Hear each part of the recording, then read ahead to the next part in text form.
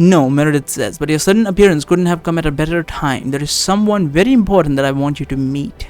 I was going to take you all to see him anyway, because I wanted to introduce Kate to him, but now I know who you are. It makes much more sense that you should meet him as well. Who is this person that you want to introduce me to? I say, is it another Lassetti? You will see soon enough, Meredith says. Come with me. We should not be wasting any more time. Is it our mother's father or something? Grandpapa, as we continue to travel through the deserted hidden corridors, I suddenly get a cold shiver down my spine because I am just now remembering Aiden's last words towards me. Aren't you glad, Barry? Now you'll finally get the chance to deliver my message. What's Aiden's last words towards me?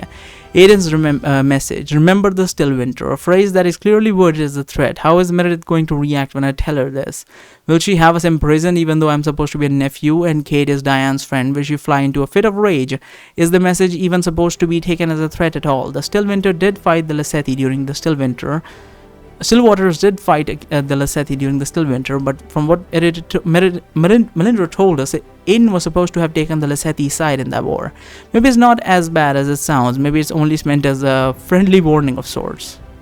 Either way, Aiden's request cannot be ignored. The last time that I forgot to deliver his message, he almost killed us all. I cannot afford to take that risk again. Meredith, I say, while we are still walking through one of the tunnels, I realize that this is going to feel a bit sudden. But I just remembered that I have a message for you. It's from Aiden. From Aiden, Meredith says, as she once again stops walking, but this time she doesn't turn to look at me. What message could he possibly have for me? He told me that the message is, remember the still winter, I say. There is no reaction from Meredith, only silence. He didn't tell me anything else, I say. He said you would understand as soon as you'd hear these words.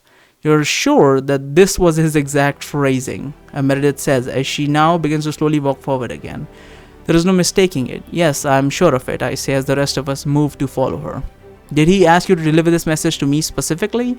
Meredith says. Well, no, not exactly, I say. At first I was supposed to deliver it to the first Lassetti that I came across, but I couldn't really do that because I was barely conscious at the time. Aiden got really pissed off when he found out that I didn't deliver his message despite coming into contact with some Lassetti, so this time I had to make sure that I fulfilled his request properly.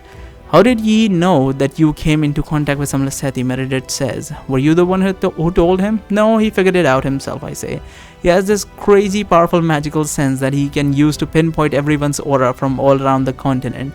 He found out from our auras that I came near a few Lassetti. What did he just say? Meredith asks in a much louder voice than before, as she now turns around to face me again. I don't know, I say, confused. Which part? Did you just state that Aiden was able to figure out that you met some Lassetti just from their auras? Meredith says, I mean, yeah, I'm pretty sure that's how he was able to detect them, I say. Like I say, he can detect auras from extremely large distances. You don't understand, Meredith says. We Lassetti are always wearing bracelets under our sleeves, with the specific purpose of remaining undetected. Aiden can detect our men from so far away, then the bracelets are meaningless. And Araka's laughing. Araka laughs all of a sudden. You thought those poorly made trinkets would keep you hidden from Aiden?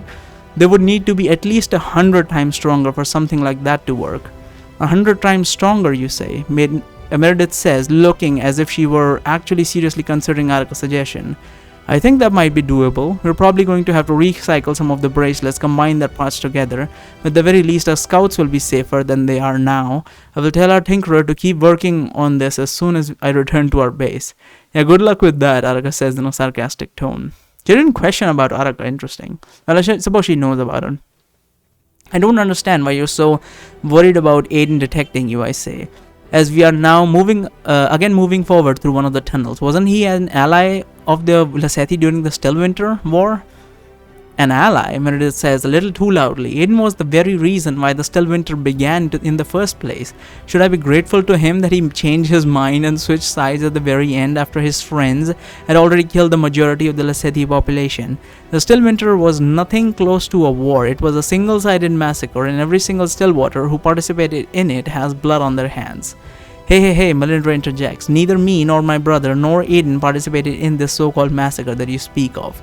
And it was the Lassetti's own fault that it came to this. If they hadn't kept Aiden and all the other mages in prison, things wouldn't have never escalated to such a... It was the Lassetti's own fault, Meredith asked furiously. Even the women and children. Are you saying that they deserve what they got? Belinda says, looking as if she was hesitating to give a straight answer. I'm not condoning what the Stillwaters did, but I'm saying, man, this fucking message. It's because I'm charging my phone that this message keeps showing up. What I'm saying is that they were not the ones who started it. Wait, what? I am not condoning the Stillwaters. Oh, right. She's saying the Stillwaters didn't start it, but who started it then? So Lasetti didn't start it. The Stillwaters didn't start it. And then Aiden specifically started, but she just said Aiden didn't. Wait a minute, I say. Were the mages being imprisoned because the Lasetti were experimenting on them, turning them into Stillwaters? Is this how the whole war began? Nobody knows how the Stillwater came to be except for the Stillwaters themselves, Meredith says, while giving Melinda a look of disdain. It has made quite sure that the information remained hidden from everybody else, so that there wouldn't be another human strong enough to challenge him ever again. So you don't know how Stillwaters are created either, I say. Interesting. Meredith now taps the wall on the end of the dark corridor with her metal wand. Another secret door opens, leading us into an almost blindingly bright tunnel, and it's with its walls and ceiling filled with blue crystals, just like when we were in the underground cavern of Olander. Wait, the blue crystals are access to Magium, aren't they? Wouldn't that be an issue?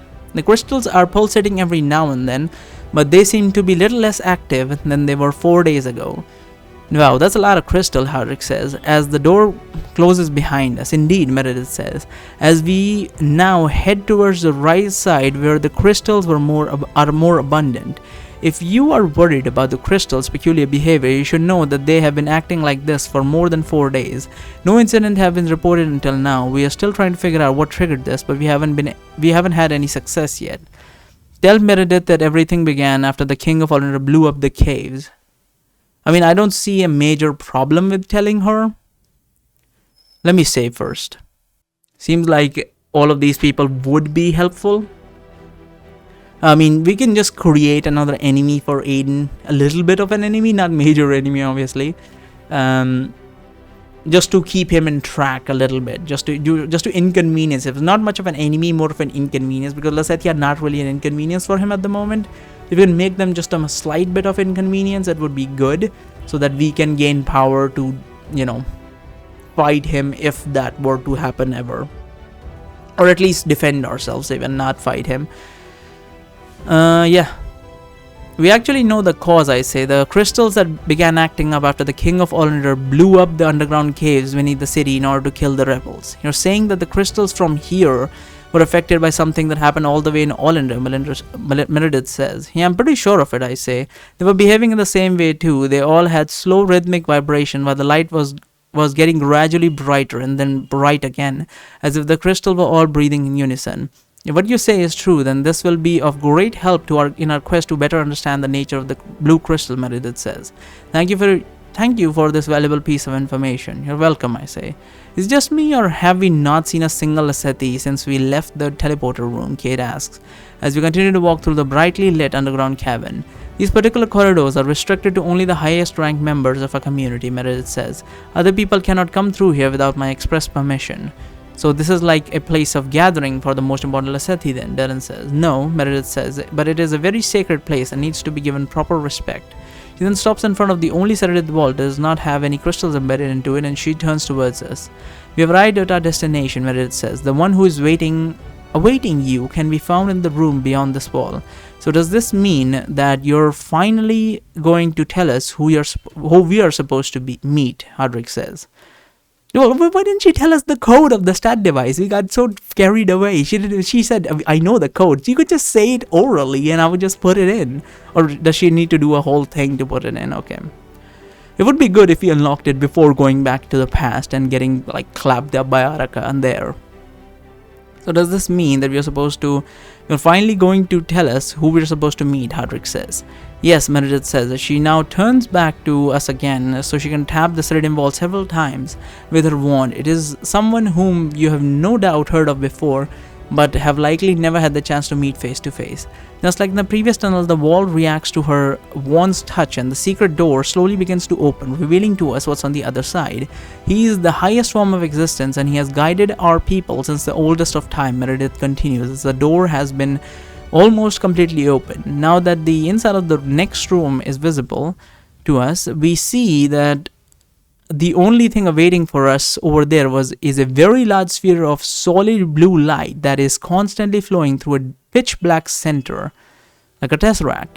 Well, it's not pitch black at the center. Allow me to introduce to you our true creator, Meredith says, the Magium. Really? Crap, Araka shouts all of a sudden in a panic voice. What are you standing there for, you idiots? Make a run for it before it... Right, the Magium would not be very happy with our existence here.